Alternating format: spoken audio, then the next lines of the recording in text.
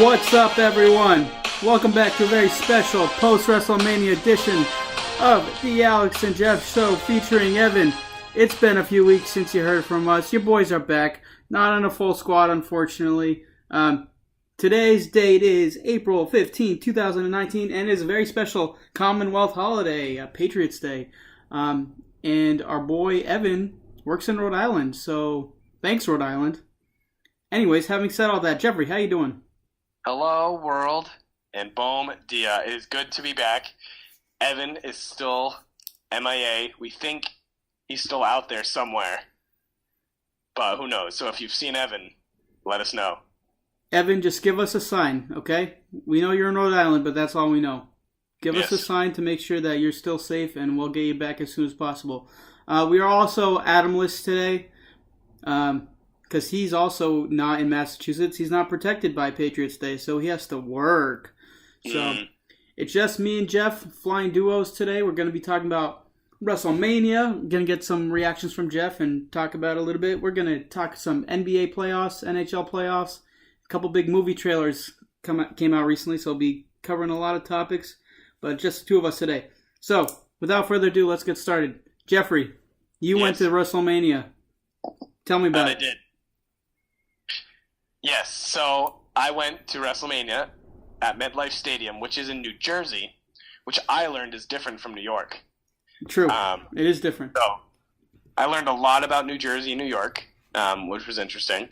Hey, can I give you a fun fact before you go on? What's that? A fun fact before you go on? Oh, yeah. Statue of Liberty, technically in New Jersey. Oh, I didn't know that. Yep, fun fact. Go ahead. I did not know that. Also, a New Jersey thing is they don't let you pump your own gas. Mm-hmm. True. So, also, the weirdest thing, you know how I was a big Reds guy? Yeah. I met a gas station clerk, and okay, so like everyone I meet in New York is like classic New Jersey, I guess, is like, they always have that weird accent. They're like, I don't know if I can let you over here with the Red Sox hat on. Literally like 3 or 4 different things. This guy's got a Red Sox hat on, in that like New Jersey accent. Yeah, forget about it. It's pretty much just a bunch of Mike Francesa's walking around. But anyway, I met this gas station clerk, and he was like, he was actually a little bit different. He was like, oh, at least you're not wearing a Mets hat. And I was like, oh, are you a Yankee fan? He's like, no, I'm actually a Reds fan. So what's his beef with the Mets? I don't know. But shout out to that random gas station employee in New York who's a Reds fan, who's telling me all about the Reds. Anyway, and that's how I learned the Reds had only had 1 win at that point, and I thought they were doing really well. But anyway. Okay, WrestleMania experience. It was awesome. It was a lot of fun. So I went with my friend Sibs for his birthday. His girlfriend Murphy. Yeah, shout out Sibs and happy birthday. His girlfriend Murphy. Shout out to Murphy because she found the tickets for us, and we had pretty good seats considering. And then shout out to Adam, who you guys met on the pod last week. So he made it up there with us. So overall, like I said, it was a very cool experience. Like as soon as we got there was just some guy walking around in like a Undertaker hat and like duster and like an urn. Just that kind of set the tone there. So he was walking around with that. We got there at like 3 o'clock. Wow. And we stayed, and we were there till like 12:30 or in the next morning, I guess. So we were there for a long time. We were there for like 9 hours or so. Yeah. But it was a lot of fun. There was like the crowd was just very, very excited. Like walking through the tailgate was something to itself. People were dressed as a Spirit Squad, like people were dressed as Gold Dust, like literally just so many people were there. People had like inflatable Bailey things flying around. So the tailgate was really fun. I have no idea how people like drank all day and then went to WrestleMania for like 7 hours. Yeah, that's a lot. Like it was pretty wild. What'd you guys eat for your tailgate? We ended up picking up just some like subs. And we had those beforehand because we didn't necessarily want to buy a lot of food at MetLife Stadium because it was very expensive. Yeah, it was like $10 for like a large soda, like $12 for a beer. Like super expensive stuff. But as I said, it was cool. The one thing that I was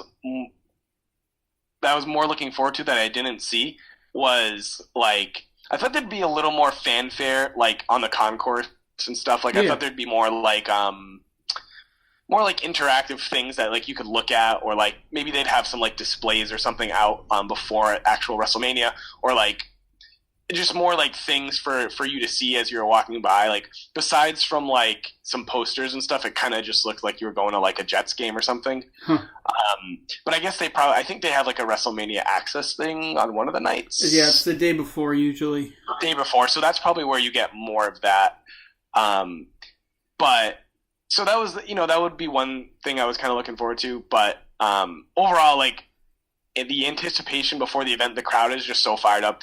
Like you can't go anywhere without hearing people doing like Ric Flair woos, or like people kept going, Adam Cole, baby! I love like all Adam this Cole. stuff.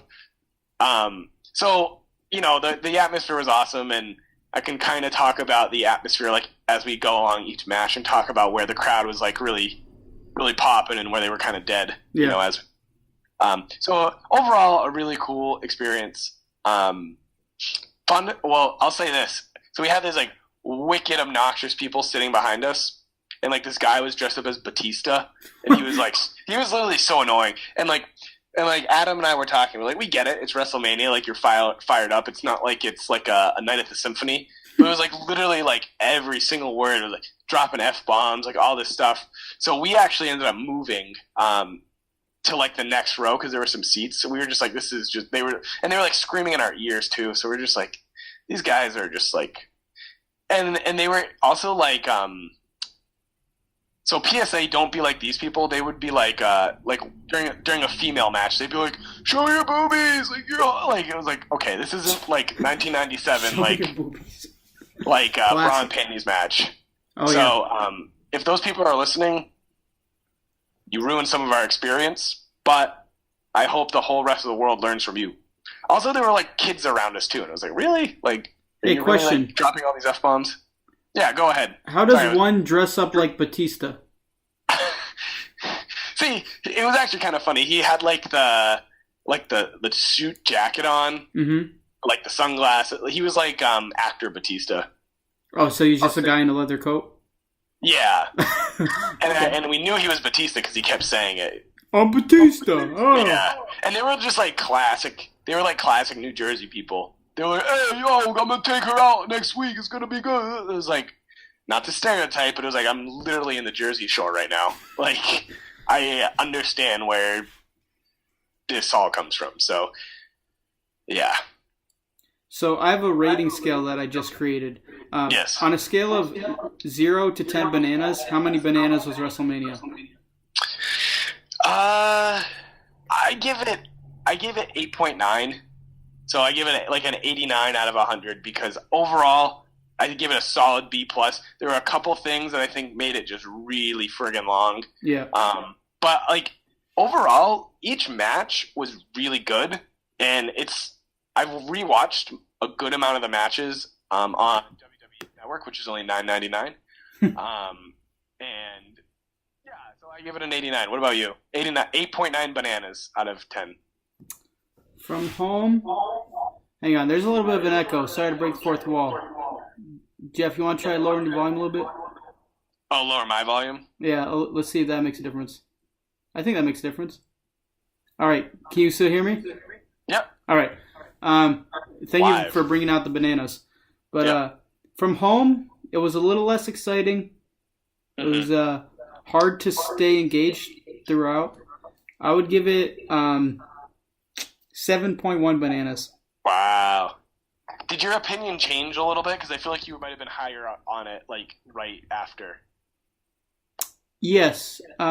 Reflecting back, my opinion changed in that I think there were individual really cool moments and really great matches. But overall, it was a little bit like it could have been much better 2 hours shorter, 3 hours shorter. Well, that's the thing, too. And we noticed this at the end because we were like at one point I think it was after like Shane and the Miz. I was thinking to myself like, oh, this is actually really moving. And then I was like, wait a minute. And then we started listing all the matches we still had to go, and we were like, holy crap, we still have like 11 matches to go. Yep. And then like at the end, like there like those 4 matches leading up right before like the main event, starting with like the Rey Mysterio squash. Those were all like quick too, and it still took a long time.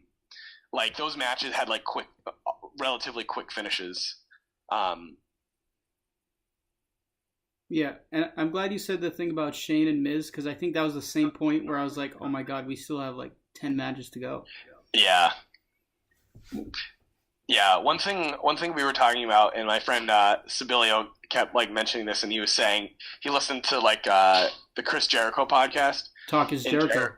Yeah, Talk is Jericho, and he was like, Jericho was saying like they just have so much talent that they literally can't get them all into a show, and that's almost what they tried to do with Mania. Mm-hmm. Like they tried to get all these people in, and then like, you know, Finn Balor doesn't really get like he probably wrestled for like 6-7 minutes. Yeah, you know what I mean. Like, so they really do have so much, and I almost wonder if they need to like, you know, use the other pay-per-views more and give more people opportunities and save Mania for the big moments and stuff. Yeah, or make it 2 nights. I've heard that idea. Or make it 2 nights. Yeah, that would be interesting. We were saying, you know, we wish it was Saturday night, and that would be really good for the people going there, but probably not as good for the people watching at home, because like Sunday night, it's like a good TV night. Yeah, that's true. I don't know what they could do to fix it. I just think, yeah, I don't know. It was so long. It was too long, because like what you're saying, like Rey Mysterio, I know you said you think he might have been hurt, but like Rey Mysterio, that's a rumor going around. Yeah, he deserves more than a 30-second match. Yeah, and like so they're like this family in front of us. They were like these like huge Rey Mysterio fans. They like had all this like Mexico stuff on, and they had like masks and stuff. And then they see like they're sitting there for like 6 hours, and then they see Rey perform for like 1 minute. Yeah, you know. So anyway, I don't know. Should we talk about some of the matches? And yeah, absolutely. No more lollygagging around. So give me your favorite match of the night. All right. Favorite match of the night.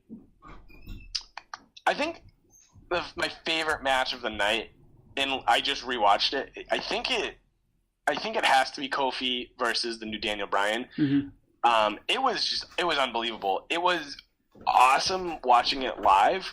Oh, so I was pretty hungry at that point, and I was like, okay, I finally have to go get some food.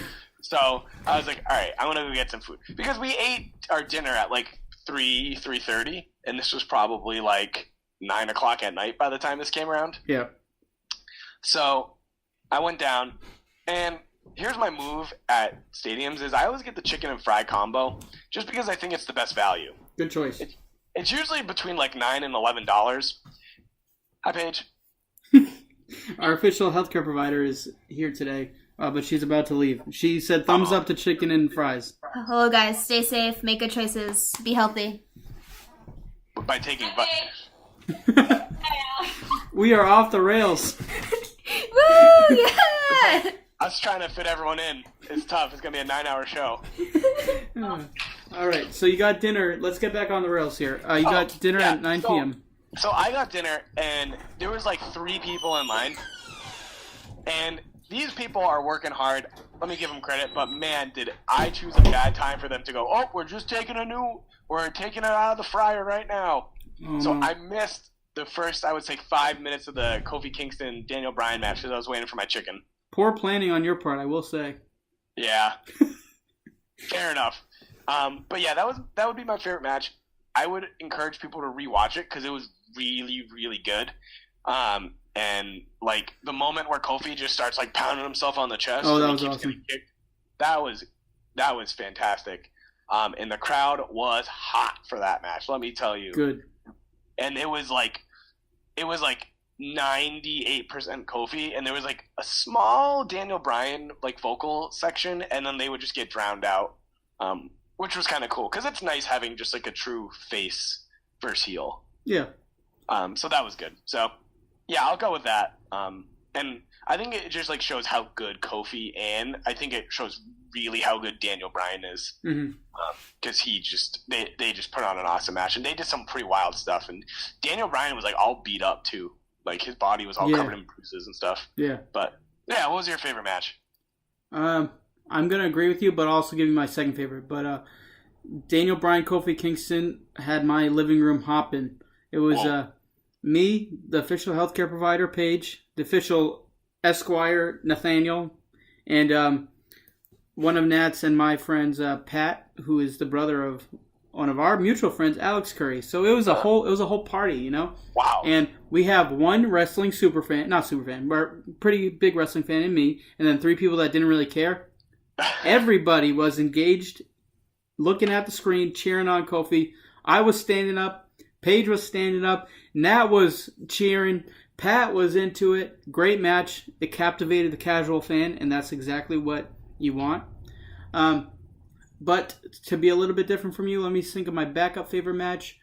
We're going to go with Shane and The Miz. That was excellent. I told you it was going to be awesome. It was awesome. You got big spots. And you texted me, because you couldn't really tell live, a little bit of a controversial ending. Yeah. Yeah, because Miz pulled off that like superplex off the sound stand or whatever, and then threw a table, but then Shane actually landed on top of Miz and won. Yeah. So this match was awesome, but being there live, the first half of the match was better than the second half because we just couldn't see anything. Yeah. Like we could watch it on the screen. But like, yeah, so the first half with like Mr. Miz, that was great. Yeah. Like our whole section was starting with Mr. Miz, which was good. And like Shane was a very good heel here. But like the second half, it was cool. But it was very hard to see. So I actually haven't rewatched that yet, but I'm going to rewatch it. But like, yeah, the last spot was really cool. And yeah, it was kind of hard to tell who won, but it was a cool spot, and it's hard for Shane to like keep topping himself. So he's doing the best he can. Yeah, I mean, Adam wanted him to jump off of MetLife, but yeah, that was about as close as they could. Yeah, and I could see how that match wouldn't translate as well live, just because they are all over the place. Yeah, but on TV it came through, and the crowd seemed to be pretty into it. Especially, yeah. And that was still relatively early in the night, even though it was probably like 2 hours in. Yeah. But yeah. No, that was a fun match, and Mr. Miz stole the show. Yes, he did. Now you know where the Miz Jr. gets his show-stealing habits. That's right. So give me your dud of the night in terms of match, and we're gonna disqualify Joe and Rey Mysterio because we're gonna assume Rey was hurt. Yeah. Okay. Which was kind of disappointing because I was like, I think that match, I think the crowd was relative. Well, it was tough because that was right after Kofi, so I think there would have been a letdown. But like, people wanted to see Rey. There was a lot of people there for Rey, which was cool. Yeah. Dud of the night. Let's see. I mean, I'm not gonna lie. I wasn't really too into the female tag match. Yeah. Wasn't really too into that, and I also I think I need to rewatch Triple H Batista, but I think that one, like, the crowd was really not into, at least from where we were, because I guess a lot of that match was like the drama of it, and like Triple H like pulling out like the nose ring, but we couldn't even tell that he was doing that. Ugh, it was terrible spot. You know, and they were just so slow. Like, they just moved so slow. Yeah. And I get it. They're both 50. They're both over 50. But I think it was just boring. And like, even like the entrances weren't that exciting to the audience at the time. Yeah. So I'm gonna go with Triple H and Batista. But I will rewatch it and give it the benefit of the doubt. And I think I might pull some stuff away by watching it on the network. Yeah, you might pick up on things you missed, but I don't think you're going to be very impressed. Because Yeah. the two big spots were the stupid nose ring thing, which was the dumbest thing in wrestling history. And then the other one was the chain thing. Oh, yeah. When he was hitting him with the chain. Yeah, but he didn't even hit him with it. He put it, like, around his forehead. And it's like, Dave, just move your head. Like, you know what I mean? Like, I know it's wrestling, but come on. Like, yeah. So they tried to go hardcore on it, and when the most hardcore thing was a nose ring being pulled out, and like you could obviously, I know it's scripted, so give me a break, but like his nose wasn't bleeding, there was no scratch on his face, like it's like a clean pick. Yeah, it's like, what do you want us to think here? Like, so not to go off the rails too much, but a couple months ago on SmackDown Live, Randy Orton put a screwdriver through Jeff Hardy's gauge hole in his ear. And I'm like, that is way more badass. Like, obviously, once again, it's a gauge hole, so it's not really going to hurt him. But, like, at least from a visual perspective, like, that could be like, damn, that's a screwdriver going through someone's ear. Not, I'm going to pluck this nose ring that has a giant hole in it out of your nose. It's like, okay. So, I'm validated again, because that match stunk. Is that your dud? That was my dud, big time. And my second 1A dud is the other match that I said would stink, Baron Corbin, Kurt Angle. Oh, come on. Sorry, didn't translate on TV. Boring AF. Yeah, I mean, I enjoyed it. You enjoyed it because it's Kurt Angle, though, but not because of the match. Yeah, no, we got a lot of good Kurt Angle there. And I think he kind of got screwed with the length of the show. Like, I give him a lot of credit because he kind of was just like, play the music and send me out of here. Like, he didn't really, like, take up too much time. It wasn't the best match, but, you know. If I was there, I think I would have liked it because of the Kurt Angle factor, but that excitement doesn't really translate well over the TV. And even, like, the Kofi Daniel Bryan match, like, it sounded like people were into it, but you can tell, like, actually being there is a whole different energy. So I wonder if I'd feel differently if it was live. Yeah, there was people really got into, like, the "You Suck" chant at the end. Yeah. I don't know how much WWE, like, does to, like, promote the crowd noise, like, because I know a lot of it they don't want to, like, boo, and, like, they want certain things. Speaking of duds really quick, just thinking about it, and there's literally so many matches, but another, like, the crowd was the most dead for Roman Reigns and Drew McIntyre. That was boring. It was so boring, and people were booing, but they weren't booing the match. They were booing people trying to start the wave and, like, a section that wouldn't do it. Oh. So that's, like... So that I just thought that was interesting, because, like, I rewatched that part, and, like, it kind of would sound like some booing, and I was like, was that booing the match, or were they just booing the wave section? But that match was brutal. Like, Roman Reigns got a good pop. Yeah. Which was cool, but, like, the match was just it was just slow and predictable. Yeah. You knew exactly what was going to happen. Yeah. So that one not so good. You know, so Dark Horse for Dud of the Night, the match that opened the show, the Universal Championship match. 10 minutes of before the bell shenanigans, and then the bell hits, and it's Seth Rollins at the curb stop again, a third time. 1, 2, 3. It's like, we wanted Seth to win. We're happy Seth won, but, like, what? That is what you give us? Yeah, that one was interesting. The crowd was super into it, but they would have been into anything at that point because you had WrestleMania kicking off. Yep. Like, a bunch of fireworks going off, like, all this stuff. You just had Hulk Hogan come out, which was big, and then you have Paul Heyman come out. Like, Paul Heyman just, like, doing that walk down the apron is always good. So, yeah, I think, like, it was a cool story that they told, and, like, we got Seth on top, we got Brock out of there, which might be good. Let me say this about Seth. He is such, like, it is not fun just chanting, burn it down, burn it down. It's a dumb chant. Same thing with Get These Hands. Oh, Like, I agree. they expect people to chant, "Get these hands, get the-" It's like dumb, just dumb. Hey, I agree. I'm with you. Like, you need better chants.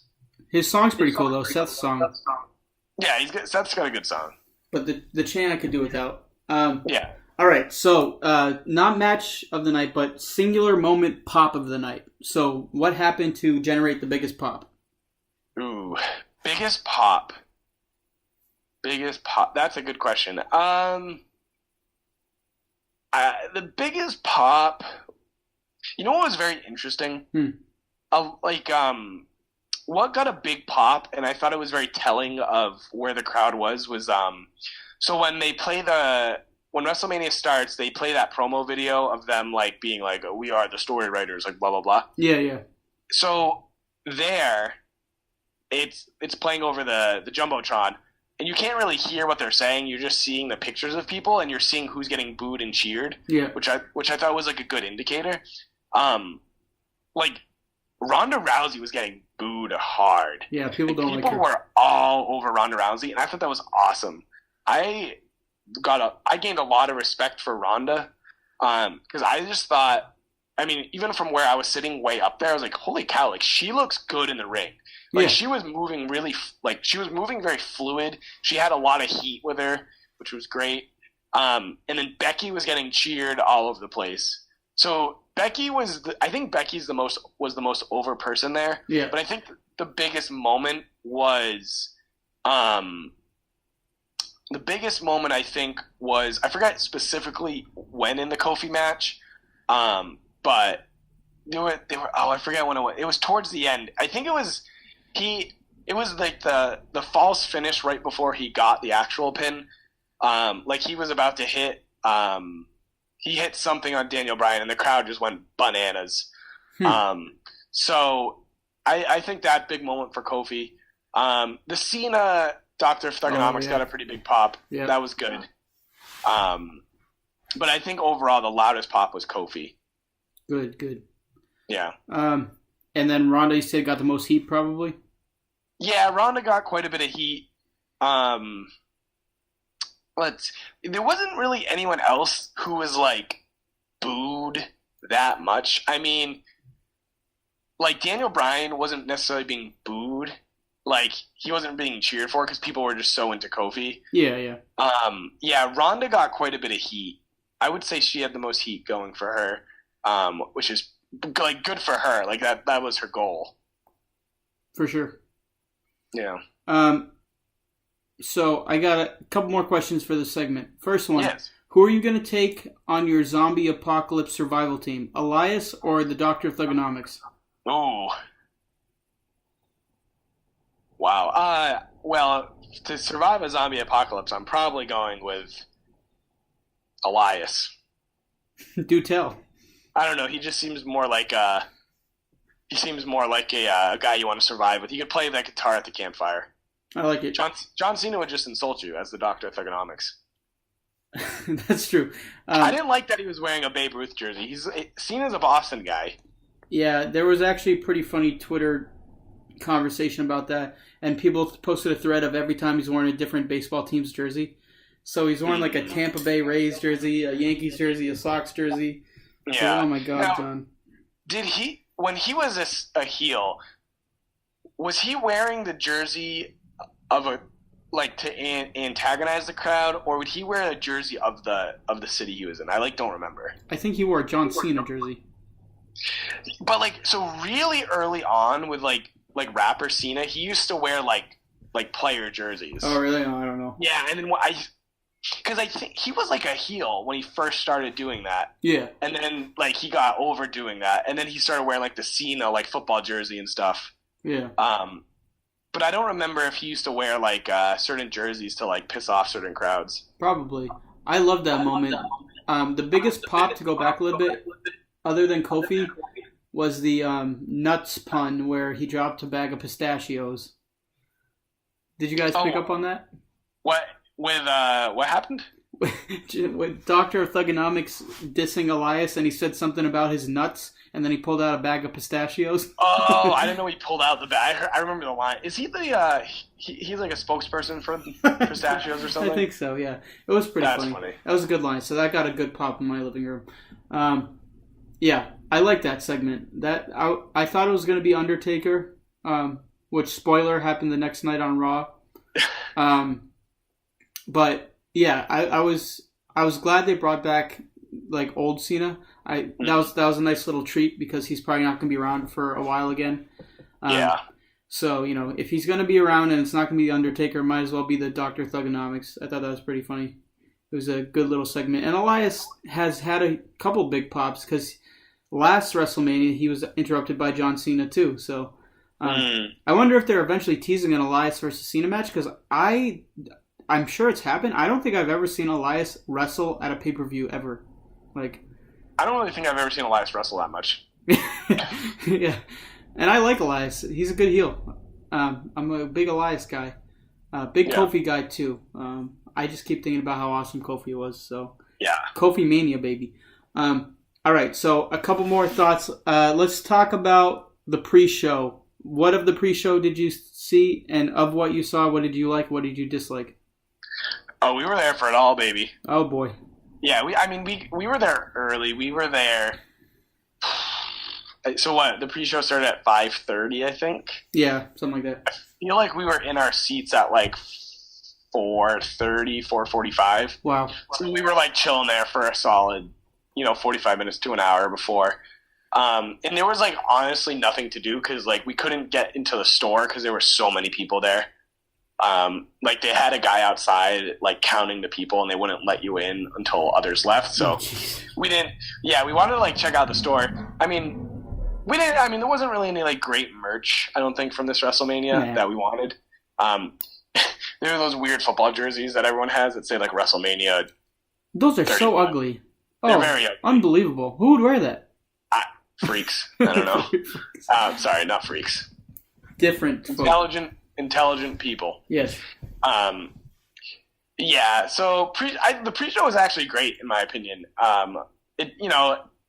People were filling in. It's still light out. The cruiserweight match was entertaining. Yeah. Buddy Murphy. Well, I thought both the battle royales were fine. Like, I like the guys better because, like, the Colin Jost and Michael Che thing was funny, in my opinion. And then the Curtis Hawkins thing was good. So I like the pre-show. Oh, yeah, Kurt Hawkins and Zack Ryder. I forgot about that. Yeah. It's just, the thing about the pre-show was it was another hour or 2 hours of wrestling that added to the 5-hour show. So it made it an over 7-hour show. Yeah. So, yeah, that's my pre-show thoughts. I thought Zack Ryder and Kurt Hawkins. Okay, so one thing about this. They always say, like, there's nothing more important than momentum in the WWE. And then they also push the 0-269 Kurt Hawkins record. Since returning to the company, he lost 269 matches in a row. Once again, I understand it's scripted and it's a TV show. I get it.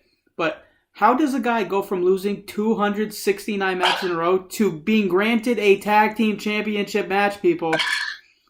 And Zack Ryder, I don't think has won a match in 2 years. Like, come on. Since last WrestleMania when he won two WrestleManias ago when he won the Intercontinental title or something. Like, I like Zack Ryder, like whatever, he's fine. Kurt Hawkins, and it's not even the guy's fault or the wrestler's fault, but it's like, why are we not pushing the Revival when they're young, athletic, good heel tag teams, and instead this guy who's lost over almost 300 matches, like, let's give him a title. It's like, why would I care about that?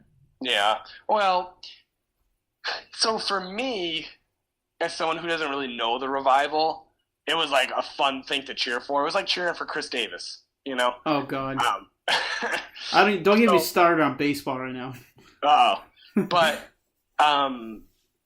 it was a good moment to get the crowd into it. It was a very pro-face WrestleMania. Yeah. Joe won. Yeah. That was like honestly. Joe won. Shane won. The Iconics won. Yeah, the Iconics. That's kind of it. Oh, yeah. Well, Baron Corbin won, but like. Oh yeah. We kind of knew that. So it was like they were pretty much all faces that won. Yeah, and I think so.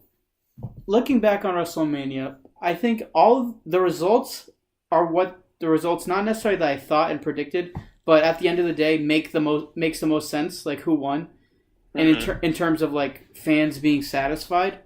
But despite that, it was still like a little underwhelming, and I don't know. I think the good matches were excellent, but there was too many like just regular matches. Like it just occurred to me we haven't even talked about Randy Orton, AJ Styles, and on paper that should be an all-time classic type of match just because of names. And I couldn't tell you a single thing that happened in that match. I do not remember it.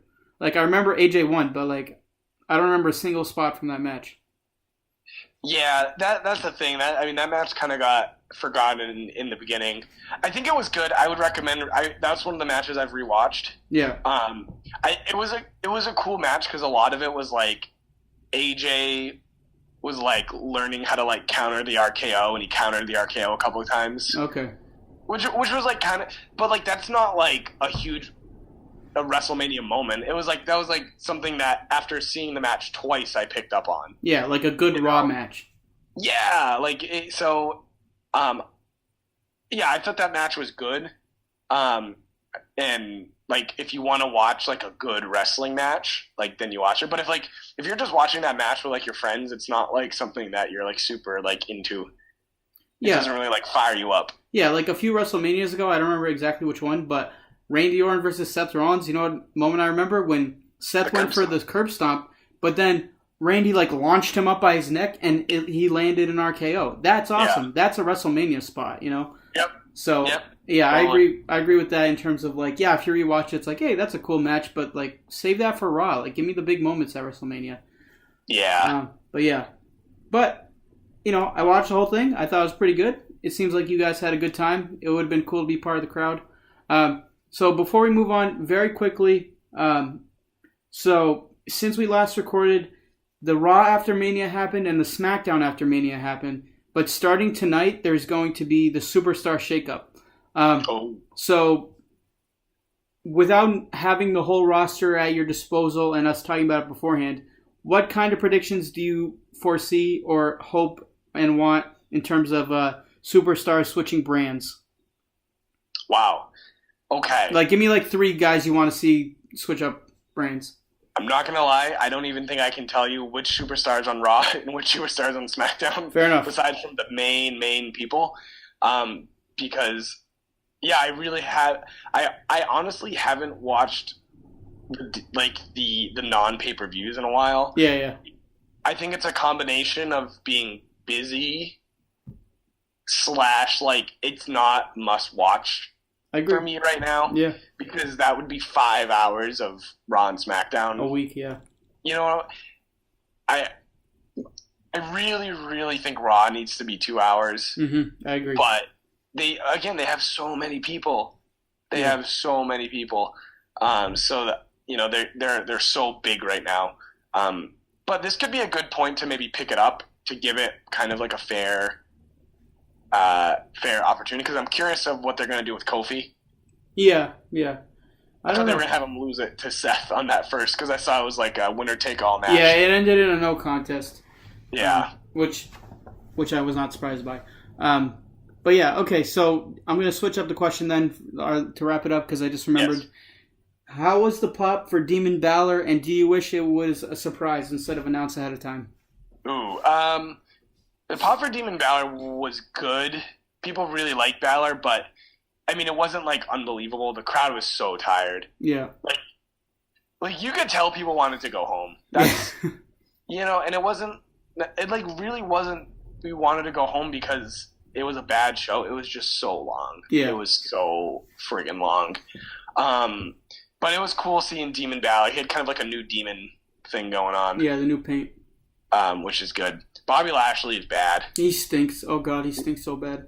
He's bad, and it's crazy though, because like there's some great people coming up, like Aleister Black and Ricochet, and like where are they gonna fit in? Because you gotta get your Bobby Lashley in. You gotta get Bobby actually. You know, there's a lot. So we'll see. Yeah.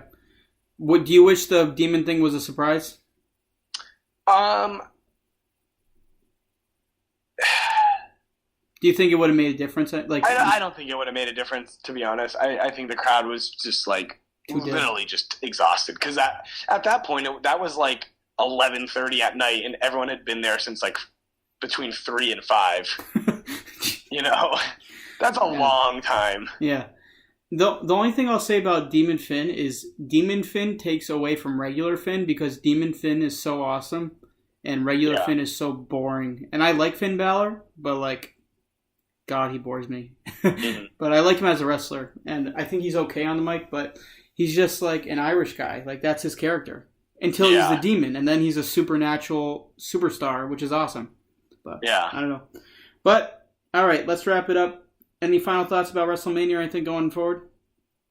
Yes. I would say next time it's within, you know, like a 3 to 5 hour drive, or, you know, if it's in Boston or New York or Philly or like somewhere relatively we can get to, I would recommend that we all try to go because it's an experience. Like, you know, it's a concert, it's a wrestling show, it's a fireworks show, it's an experience, you know, so it's really cool.